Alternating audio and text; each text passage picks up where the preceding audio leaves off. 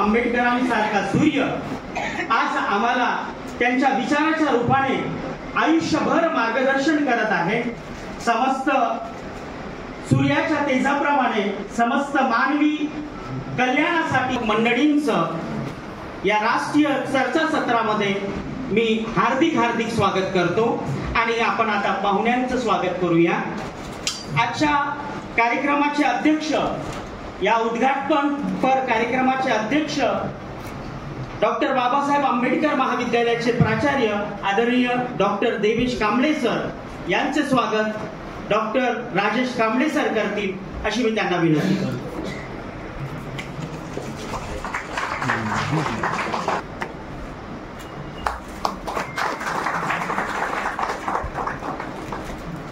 आजच्या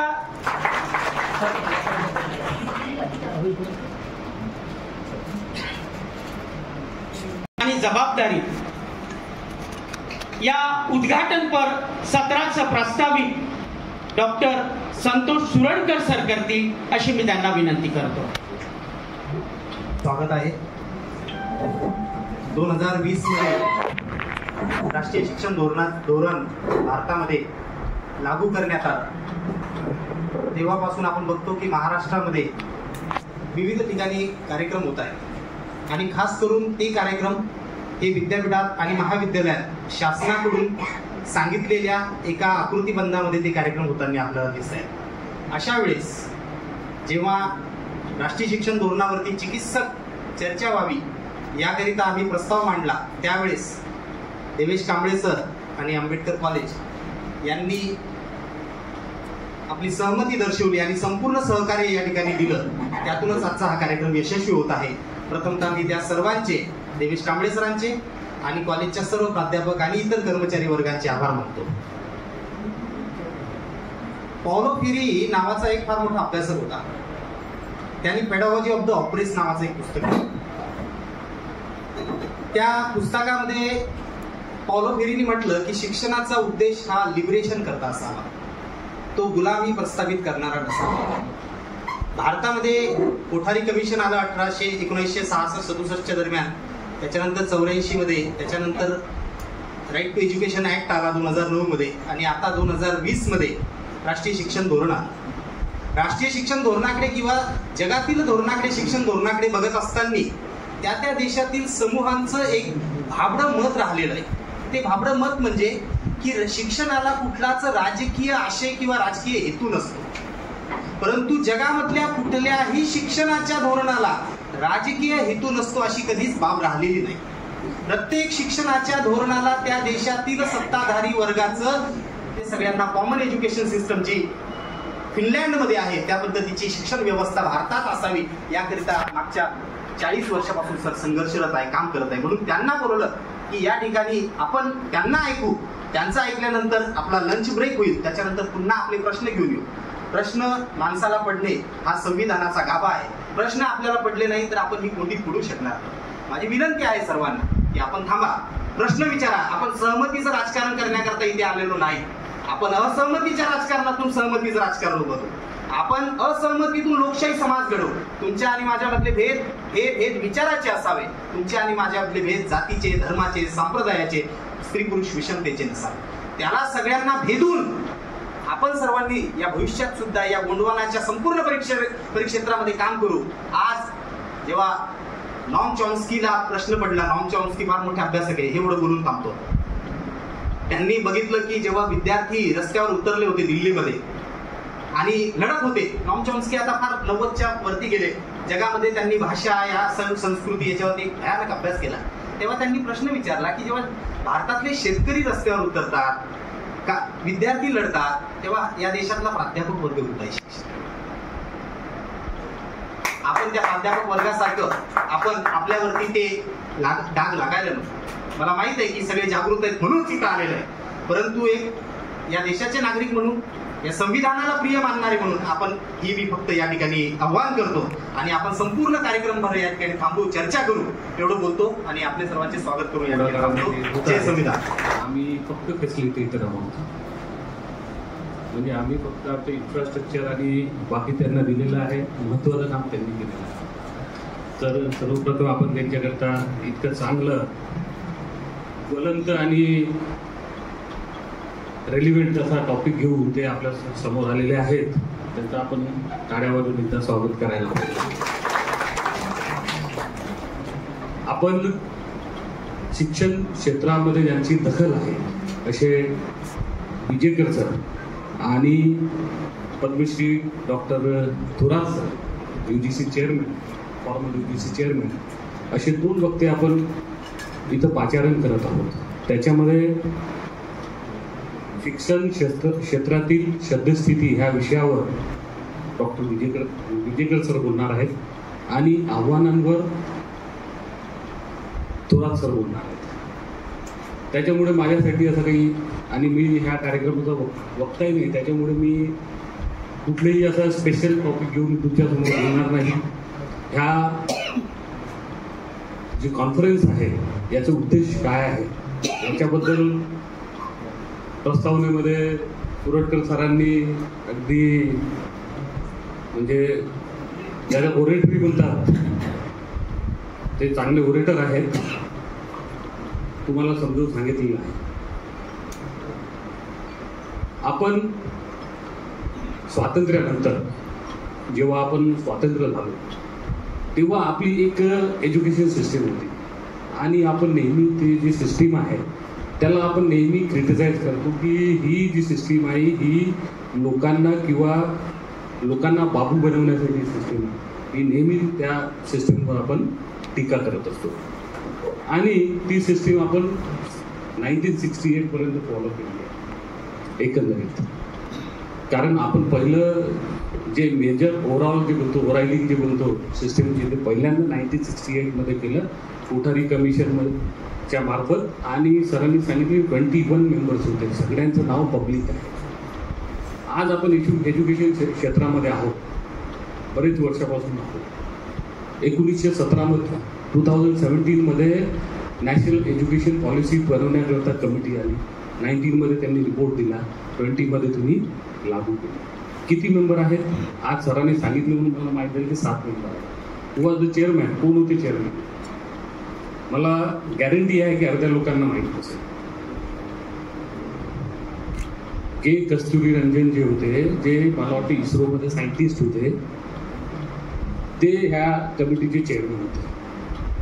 आणि सायंटिस्ट लोकांनी एक सोशल डॉक्युमेंट बनवावं हेच आयरनी वाटते मला. कमीत कमी एखादा जो एज्युकेशनिस्ट असायला पाहिजे होता, ज्यांना सोशियोलॉजी माहीत असायला पाहिजे होती, ज्यांना इकॉनॉमिक्स माहीत असायला पाहिजे, ज्यांना हिस्ट्री माहीत असायला पाहिजे होती, ज्यांना पॉलिटिकल सायन्स माहीत असायला पाहिजे होते, ज्यांना अँथ्रोपॉलॉजी माहीत असायला पाहिजे होती, ज्यांचा ह्या सगळ्या सोशल सायन्सेसमध्ये ज्यांचा हस्तक्षेप आहे, अशा कोणतरी. आता मी क्रिटिसाइज नाही करत, सायंटिस्ट हे काही हुशार नाही आहेत असं नाही आहे, होऊ शकते कस्तुरी साहेबांना ह्या सगळ्या गोष्टीची माहिती असेल. इतर मेंबर्स ॲटलिस्ट हिडिंग जे आहे, इतर मेंबर्स ते सुद्धा ह्या विविध क्षेत्रातले असायला पाहिजे, नामवंत असतील. एखादी मला कमिटी पाहिली नाही मी, किती 7 लोक होते, म्हणजे कॉम्पॅक्ट कमिटी होती. आणि जेव्हा ते रिपोर्ट आली तेव्हा कोरोना चालू झाला होता आणि जवळपास 2-2.5 वर्ष आपण कोरोनामध्ये होतो, जेव्हा आपण असेंबल होत नव्हतो. आणि 20 मध्ये आपण ती लागू केली, 25 पर्यंत अजून काही लागू झाले नाही. आणि व्हॉट वर द एम्स काय होते ह्या कमिटी फॉर्म करण्याचे, की इक्विटेबल असायला पाहिजे, क्वालिटेटिव्ह असायला पाहिजे. मागे एकदा चर्चा होत असताना क्वालिटी म्हणजे काय होते नेमकं, तर क्वालिटी हे म्हणजे उदाहरण किंवा क्रिटिक म्हणा किंवा हास्यास्पद म्हणा, की आमचं गोंडवाना विद्यापीठ होतं, त्याच्यामध्ये एक टॉपिक होता की जो कोणी PhD करत असेल त्यांनी काय करायचं की गोंडवाना विद्यापीठाचं जे रिसर्चचं जे आहे वर्कशॉप ते करायचं. हा एक डिसिजन झालं होतं. मग त्या मॅनेजमेंटच्या याच्या म्हणजे अधिसभेमध्ये हा विषय आला होता की बा इतर लोकांनी जर नागपूर विद्यापीठ इतर विद्यापीठांनी जे आयोजन करतात त्यांनी जर तिथून केलं. रमेश विजयकर, डॉक्टर शिंदे, बंधू आणि भगिनी, प्रथमच दिलगिरी व्यक्त करतो माझ्या वतीने आणि शेंडे आणि गौतम कांबळे आणि केशव खांडेकर यांच्या वतीने ते आम्हाला येण्याकरता थोडा वेळ झाला. त्या ड्रायव्हरबरोबर आम्ही आलो तो 3 दिवसापूर्वीच UP-मधून नागपूरमध्ये आला. त्यांना रस्त्याची काही जाणीव नव्हती. पण येथे राष्ट्रीय शैक्षणिक धोरण आव्हाने आणि जबाबदारी यावर घेऊन आणला. ह्या पूर्वीच्या वक्त्यांनी फार चांगला प्रश्न उपस्थित केला की नवीन शैक्षणिक धोरण हे आल्यानंतर जी चौबाजूला चर्चा झाली, प्रतिक्रिया आली, परंतु प्राध्यापक कुठे, जे शिक्षण क्षेत्रामध्ये प्राध्यापक आहेत ते कुठे, फार महत्वाचा प्रश्न त्यांनी उपस्थित केला. 3 वर्षापूर्वी माशेलकर कमिटी स्थापन करण्यात आली. महाराष्ट्र सरकारने नवीन शैक्षणिक धोरण लागू करावं, कसं लागू करावं, त्या समितीचा मी मेंबर होतो आणि तेव्हा त्या निमित्तानं मला नवीन शैक्षणिक धोरण वाचायला संधी मिळाली. नवीन शैक्षणिक धोरण ज्या शिफारशींनी, ज्या ग्रॅमॅटिकल अकॅडमिक इंजिनिअरिंग लिहिल्या गेलेला आहे त्याला समजण्याकरता फार वेळ लागतो. त्याचे धागेदोरे, त्याचे पद समजणं फार कठीण असतं. तरी ते मी वाचलं आणि तो रिपोर्ट सबमिट झाला महाराष्ट्र गव्हर्नमेंटला.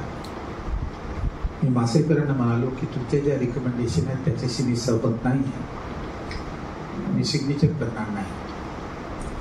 ते म्हणाले असं काही करू नका, तुम्हाला तुमचं जे मत व्यक्त करायचं आहे ते व्यक्त करा, ते आपण मत स्वतंत्रपणे मिनिस्टरला पाठवू. मी 75 पानाचा माझा पर्यायी सूचनांचा रिपोर्ट त्यांना पाठवला. त्यांच्या सहीने तो शिक्षण मंत्र्यांना पाठवला. मग माशेलकर कमिटीचा रिपोर्ट वेगळ्या गेला, त्याच्यावर माझी सिग्नेचर होती. परंतु जो पाठवलेला रिपोर्ट दाबून ठेवलेला आहे. अजूनही माहीत नाही की त्याच्यामध्ये थोडं त्यांनी काय सजेशन केलं. मला सविस्तर बोलायचं नाही, दुसऱ्या सेशनमध्ये सविस्तर बोलता येईल. परंतु मला जो प्रश्न यापूर्वी केला होता की प्राध्यापक कुठे, तेव्हापासून 2016च्या जो युनिव्हर्सिटी ॲक्ट आहे त्या कमिटीचा सुद्धा मी चेअरमन होतो. त्याच्या अगोदर मी थोडंफार लिहायला सुरुवात केलं, परंतु कुठेही मला नागपूर विद्यापीठामध्ये प्राध्यापक आजूबाजूला दिसला नाही. अनेक वर्षानंतर मला असं वाटते 4 की 5 महिन्यापूर्वी, 3 महिन्यापूर्वी आंबेडकर टीचर असोसिएशनने पहिल्यांदा कॉन्फरन्स नवीन शिक्षणावर लागू केली. परंतु त्यापूर्वी बराच काळ निघून गेला होता. सरकारनं पॉलिसी, मोदींनी त्याचं इनॉग्रेशन केलं, भाषण दिलं, परंतु उशिरा का होईना आता जेव्हा ती पॉलिसी प्रॅक्टिसमध्ये आणल्या जात आहे आणि प्राध्यापक ती पॉलिसी अनुभवत आहे, तेव्हा कुठे जागृती निर्माण झाली की हे काही बरोबर नाही. प्राध्यापकाच्या पोस्टच जाणार नाहीत, पण इतरही त्याचे परिणाम आहेत. अशा प्रकारची जाणीव निर्माण झाल्यामुळे संघटना स्थापन झाली. त्याबद्दल उशीर का होईना ही संघटना स्थापन झाली, त्याबद्दल मी आपले सर्वांचे मी अभिनंदन करतो, अप्रिशिएशन करतो. आणि त्यांनी काम करावं आणि याच्यामध्ये त्यांच्यासमोर फार मोठे आव्हानं आहेत. ते आव्हाने मी दुसऱ्या भाषणामध्ये आपल्याला सांगेन. आणि हे फार चांगली गोष्ट आहे की महाराष्ट्रभर आपण ह्या संघटनेच्या माध्यमातून काम केलं पाहिजे. नंतर मी सांगेल आपल्याला की कर्नाटक गव्हर्नमेंटनी जे एज्युकेशन कमिशन स्थापन केलं होतं त्याचा त्यांनी मला अध्यक्ष बनवलं. अध्यक्ष एवढ्यासाठीच बनवलं की त्यांना बाहेरून आणणं कठीण झालं होतं, परंतु लोकली कोणी काही फारसं तयार झालं. एकदा तुम्ही न्यू एज्युकेशन पॉलिसीच्या वर विश्लेषणाकरता जी समिती बसवली तर तुमची इमेज ही अँटी BJP होते, अँटी सरकार होते. फार कोणी फारसा पुढाकार घेतला नाही. मला चीफ मिनिस्टर, डेप्युटी चेअरमननी म्हटलं की तुम्ही पुढाकार घ्या. मी ॲक्सेप्ट केली. तो रिपोर्ट मी सबमिट केलेला आहे. त्याच्यामध्ये संपूर्णपणे डिटेल असं विश्लेषण आहे. त्यावर आपण प्रश्न उत्तरामध्ये चर्चा करू. याशिवाय मला जास्त काही बोलायचं नाही. आपण ऐकायला पाहिजे विजेकर काय बोलणार आणि त्यानंतरची चर्चा. So I declare this conference to be open and later discuss. Thank you. त्यामध्ये over a period of time काही परिवर्तन झालेलं आहे आणि ते सर्व परिवर्तन लक्षात घेता सध्याच्या घडीला इव्हन न्यू एज्युकेशन पॉलिसीमध्ये सुद्धा साधारणतः 3 ऑब्जेक्टिव्ह शिक्षणाचे आपल्यासमोर मांडण्यात आलेले आहेत. एक की विद्यार्थ्यांना नॉलेज द्यावं, इम्पार्टिंग ऑफ नॉलेज, परंतु ते क्वालिफाईड आहे. We should give knowledge which is scientific. Scientific म्हणजे रिझनच्या आधारावर आणि अनुभवाच्या आधारावर, रिसर्चच्या आधारावर जे नॉलेज निर्माण झालेलं आहे ते नॉलेज आपण विद्यार्थ्यांना द्यावं.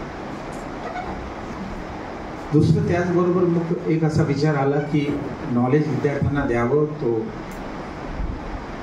प्रगल्भ होईल, त्याला त्याच्याभोवती भोवतीचं जे वातावरण आहे, इकॉनॉमी, सोसायटी, रिलिजन, पॉलिटिक्स सर्व समजण्याकरता मदत होईल आणि he will be a sort of A enlightened person. पण त्याचबरोबर त्याला उत्पन्नाचं साधन सुद्धा मिळालं पाहिजे, उत्पन्न सुद्धा मिळालं पाहिजे. म्हणून पुढे चालून आपल्याला असं दिसतं, विशेषतः फार पूर्वीपासूनच आहे, 1880चा जो पहिला रिपोर्ट आहे त्याच्यामध्ये उल्लेख आहे. पण नंतर इन्क्रिजिंगली राधाकृष्ण कमिशनचा रिपोर्ट 1948 आणि इवन कोठारी कमिशन 1965 याच्यामध्ये स्किल एज्युकेशन आणि प्रोफेशनल एज्युकेशनचा उल्लेख आहे. सो शिक्षणाचे एक उद्दिष्ट असावं की नॉलेज तर द्यावं, संपूर्ण नॉलेज, पण त्याचबरोबर त्याला प्रोफेशनल अँड स्किल एज्युकेशन सुद्धा द्यावं, ज्याच्यामुळे त्याची एम्प्लॉयबिलिटी वाढेल, जॉब मिळण्याची पात्रता वाढेल. म्हणून स्किल एज्युकेशनवर आपल्याला भर आलेला दिसतो. आणि शेवटचं जे नंतरच्या काळामध्ये आलेलं आहे, परंतु ते फार सुरुवातीपासून आहे, पण ते म्हणजे व्हॅल्यू एज्युकेशन, की आपण फक्त ज्ञानच देऊ नये, आपण स्किलच देऊ नये, तर व्यक्तीसुद्धा घडवावा.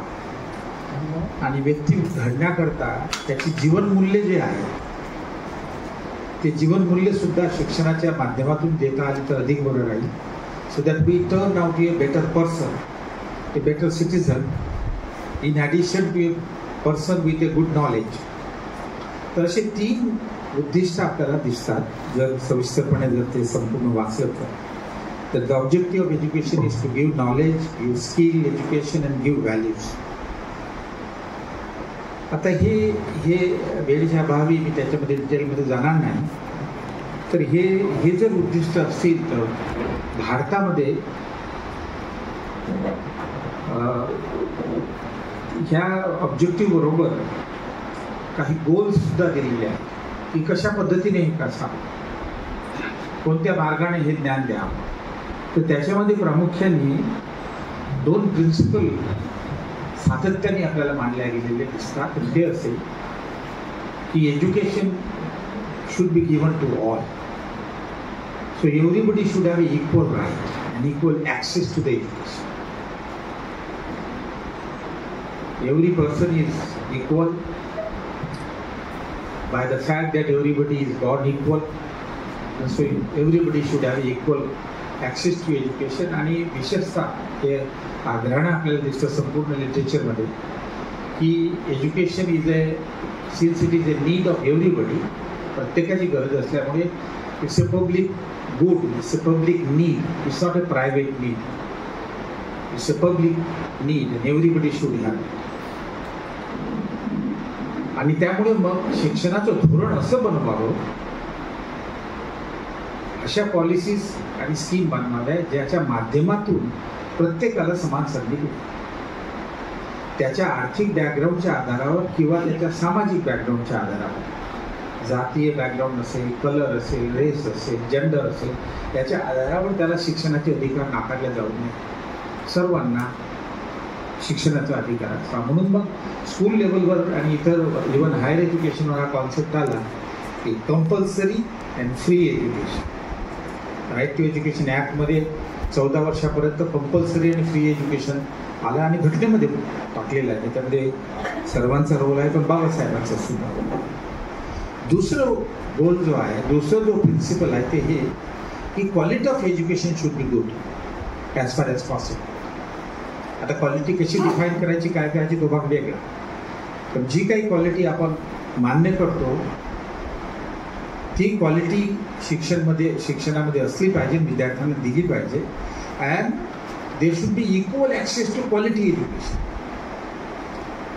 असं नाही की काही संस्थांमध्ये क्वालिटी एज्युकेशनची कमी आहे, काहीमध्ये जास्त आहे. आपण बघतो डिस्पॅरिटीज आहेत. तर काहींना लो क्वालिटी एज्युकेशन मिळावं, काहींना हाय क्वालिटी एज्युकेशन मिळावं हे स्पष्ट दिसतं आपल्याला.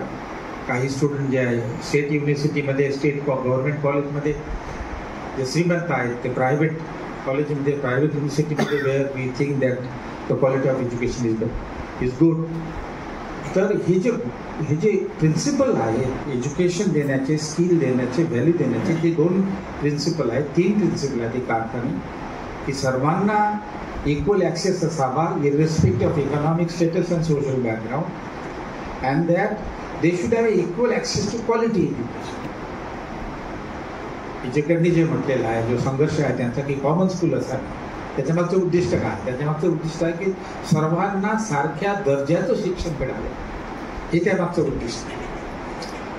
तर हे प्रिन्सिपल आपल्याला लक्षात ठेवावे लागते. आणि आपण जो शिक्षणाचा, उच्च शिक्षणाचा जो प्रगती आहे किंवा स्टेटस आहे ते हे दोन प्रिन्सिपल, इक्वॅलिटी इन ॲक्सेस आणि equal access to quality education, हे आधार घेऊन, हे प्रिन्सिपल घेऊन महाराष्ट्रामध्ये आणि भारतामध्ये शिक्षणाची सध्याची काय स्थिती आहे याच्याविषयीची आपण काही चर्चा करू शकतो. मी याच्यामध्ये फार खोलात जाणार नाही, परंतु महाराष्ट्रामध्ये सध्या काय आव्हानं आहेत आणि भारतामध्ये काय आव्हानं आहे त्याच्याविषयीचे फक्त काही मुद्दे आपल्यासमोर सांगतो. दोन मी तुम्हाला प्रिन्सिपल सांगितले, इक्वॅलिटी, क्वालिटी आणि इक्वल ॲक्सेस टू क्वालिटी. तर त्याचबरोबर अजून एक प्रिन्सिपल आहे ते असं की शिक्षणाचा अधिकाधिक विकास आहे. द मेन प्रॉब्लेम इज की एनरोलमेंट करणाऱ्यांचं प्रमाण कमी आहे, and that is because of poverty, that is because of economic reason. So it is the problem is on demand side. त्या डिमांड साईड प्रॉब्लेमला न्यू एज्युकेशन पॉलिसीमध्ये काही थारा नाही आहे, उलट त्याचे निगेटिव्ह रिकमेंडेशन आहेत. I come soon on that. This is the first challenge, how to increase the enrolment. आणि इथल्या प्राध्यापकांनी सांगितलं मला, यांनी सांगितलं, आपल्या सेंडेंनी यांनी सांगितलं की न्यू एज्युकेशन पॉलिसीनंतर करिक्युलम ज्या पद्धतीनं निर्माण केलेलं आहे त्याच्यामध्ये स्टुडंटची एनरोलमेंट कमी झाली आहे, 20,000 or 22,000. Why should among the scheduled castes and poor the enrollment is so low? Why should they not come forward and register? It's because of policy. So we'll come to that later. दुसरा problem आहे क्वालिटीचा. Briefly मी तो क्वालिटीचा problem लक्षात घेईल. Quality जी आहे ती तीन घटकावर अवलंबून असते. हायर एज्युकेशनमध्ये पर्टिक्युलरली, स्कूलमध्ये सुद्धा ते असतं. आणि एक की आजकाल NAAC ही असेसमेंट करते, ॲक्रिडेशन करते आणि ग्रेड देते. आणि नॅशनल रँकिंग फ्रेमवर्कसुद्धा झालेलं आहे, त्याच्यामध्ये रँकिंगसुद्धा देते. महाराष्ट्राचा डेटा जर पाहिला आपण तर very few government colleges and university are having a higher grade of A. Many of them are B class. And national रँकिंगमध्ये कमी आहे.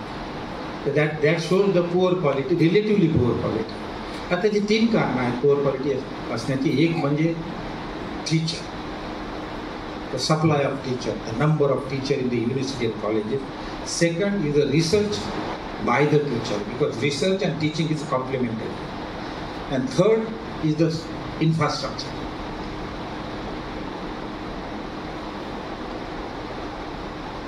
याचा मी सविस्तर अभ्यास केलेला आहे, पण आता मला फिगर आठवत नाही. त्यावेळेचे फिगर जे होते 2007-08चे होते. द मेजर ट्रेंड इज दिस की जेव्हा मी UGCचा चेअरमन होतो तेव्हा माझ्या लक्षात आलं की टीचरचा problem, scarcity of teacher in the university college is a major problem. So I sort of organized a meeting with the UGC secretaries. I said, what is this problem? तर ते असं म्हणाले की sir, more than 80% of the state have taken an administrative decision not to fill the post on a permanent basis. Ad hoc वर appoint करा, guest teacher appoint करा, class to class wise teacher appoint करा, written order. And as a result, over a period of 15 to 20 years, there is an acute scarcity of a permanent teachers in the university and the colleges. कालचा जर newspaper तुम्ही वाचला असेल, मी तुम्हाला aggregate statistic नाही देऊ शकत की पण जो आहे तो टेबल मी जनरेट केला, assistant professor, professor everything, and it's very disturbing situation, especially professor in the state university, assistant professor in the state university, college is relatively slightly better. परंतु कालची जी न्यूज होती की 75% of the sanction post in Pune university are not filled. 75%. It was in Times of India, Indian Express. आणि त्यांनी म्हटलं की काही डिपार्टमेंटमध्ये काही सब्जेक्टमध्ये हे प्रपोर्शन 80%. या कॉलेजची काय स्थिती आहे मला माहीत.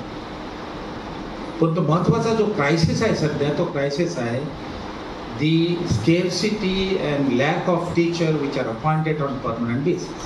Now if you are appointing the teacher, not appointing the teacher on permanent basis and appointing on the guest contractual, it affects teaching. कर्नाटकामध्ये मी पाहिलं, महाराष्ट्रामध्ये तुम्ही डेटा पाहिला नाही की ज्या qualification of the guest teacher आहे, it is much lower than what is prescribe given by the UGC. Post graduate आहे, PhD नाही, कधी कधी नेट केलेलं नाही, आणि इंटरॅक्शन स्टुडंट समोर होत नाही. आला, आपला क्लास घेतला, निघून गेला.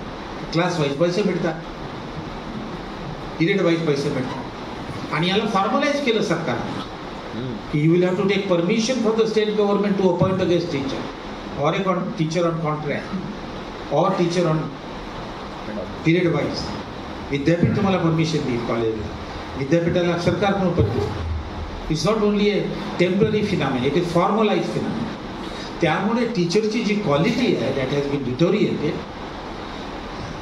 So it affect the knowledge of the student. आणि मग लोक बोलतात की त्या विद्यार्थ्याला काय येत नाही. Is not to be blame. टीचरला ते विद्यार्थ्याला पकडून त्याला शिकवावं लागतं. It is in hand of the teacher. But if you don't have permanent teacher आणि you don't have a qualified teacher, then there is a problem. ते स्थिती रिसर्चची आहे. Research improve your quality of teaching. That is why teacher faculty scholarship आहे, PhD करा, paper लिहा, all kind of things. परंतु जर रिसर्चची फॅसिलिटीज बघितल्या आणि स्टेटस बघितलं, त्याची सुद्धा हालत वाईट आहे. आणि infrastructure, I do not know, I not checkup in detail, but let me tell you Karnataka, and Karnataka is not different from Maharashtra, that in some of the private colleges there are no even proper classrooms. Toilet नाही आहे. महाराष्ट्रामध्ये ह्या facility चांगल्या आहेत. मी आता सकाळीच figure बघितले, विसरलो मी तुम्हाला सांगायला की I think ladies toilet, boys toilet, drinking water नाही.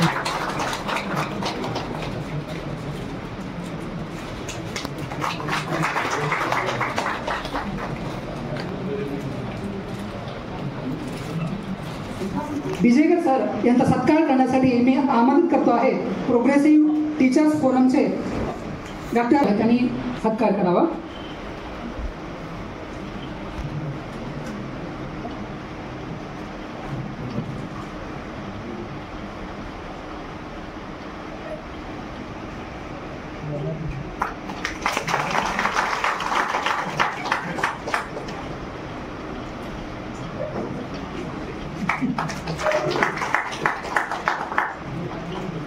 डॉक्टर आणि माझे पेपर सेटिंग जवळ एकेकाकडे 25 पेपर सेट करायला येते. माझ्याकडे 5-6 लोक आहेत. 25 म्हणजे 150 पेपर तर मी माझ्या सब्जेक्टचे करतो. त्याला किती स्टुडंट आहे हे मला माहीत नाही. आणि सब्जेक्ट जे पहिले माझा एकच सब्जेक्ट होता, आज तुम्ही सब्जेक्टची स्थिती पाहिली तर प्रत्येक सब्जेक्टला 3-3, 4-4 विद्यार्थी असे कमी 15-20 सब्जेक्ट आज फक्त फर्स्ट इयरवाल्यांकडे आहे. आणि इम्प्लिमेंटेशनची स्थिती अशी आहे की जेव्हापर्यंत त्याच्याकडे एक्झामिनेशनचा कार्ड येते तेव्हापर्यंत त्याला माहीत नाही राहत स्टुडंटला की माझा सब्जेक्ट कोणता आहे. ही सद्यस्थिती आहे, हाताची गोष्ट नाही. त्यातल्या त्यात आपण मग क्रेडिटचं सिस्टीम आणलं की बा तुझे माझं इंटरेस्ट काय आहे, मला हा सब्जेक्ट घ्यायचा आहे. मग आपण सांगतो तुझे 6 क्रेडिट बनत नाही त्याच्यामध्ये, तू हा नाही तो घे. असेही प्रश्न आलेले आहेत. मग जो उद्देश होता आपला की आपल्याला कोणताही विद्यार्थी कधीही कोणताही केव्हाही सब्जेक्ट घेऊ शकतो. इथे फर्स्ट इयरचे प्रॉब्लेम तुम्ही सॉल्व्ह नाही केले, आता तर सेकंड इयर आलं.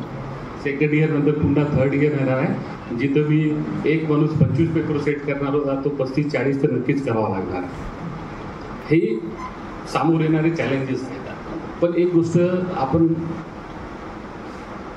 ध्यानात ठेवायला पाहिजे की शेवटी आता 5 वर्ष झाले न्यू एज्युकेशन पॉलिसी येऊन, आणि ते 5 वर्ष झाल्यानंतर आता पुन्हा तुम्ही ॲटलिस्ट ह्या पॉईंटला तुम्ही रिव्हर्स जाऊ शकत नाही. 1986 मध्ये आपण जे सेकंड रिव्हिजन केलं होतं सिलेबसचं, ते आपण 92 मध्ये लगेच रिवाईज करून घेतलं. कारण काय झालं की 91 मध्ये आपण LPG नावाचं जे धोरण केलेलं होतं, लिबरलायझेशन, ग्लोबलायझेशन आणि प्रायव्हेटायझेशन, तर तुमचं education system it should be in tune with the happenings at that time. म्हणून होऊ शकतं बहुतेक आपण केलं असेल. ॲज सुन ॲज जेव्हाही रिझिम आहे, आम्ही फक्त फॅसिलिटेटर आहोत. म्हणजे आम्ही फक्त आमचे इन्फ्रास्ट्रक्चर आणि बाकी त्यांना दिलेलं आहे, महत्त्वाचं काम त्यांनी केलेलं आहे. तर सर्वप्रथम आपण त्यांच्याकरता इतकं चांगलं ज्वलंत आणि रेलिव्हेंट असा टॉपिक घेऊन ते आपल्या समोर आलेले आहेत, त्यांचं आपण टाळ्या वाजवून एकदा स्वागत करायला पाहिजे. आपण शिक्षण क्षेत्रामध्ये ज्यांची दखल आहे असे विजेकर सर आणि Padmashri doctor Thorat sir, UGC chairman, former UGC chairman, असे 2 वक्ते आपण इथं पाचारण करत आहोत.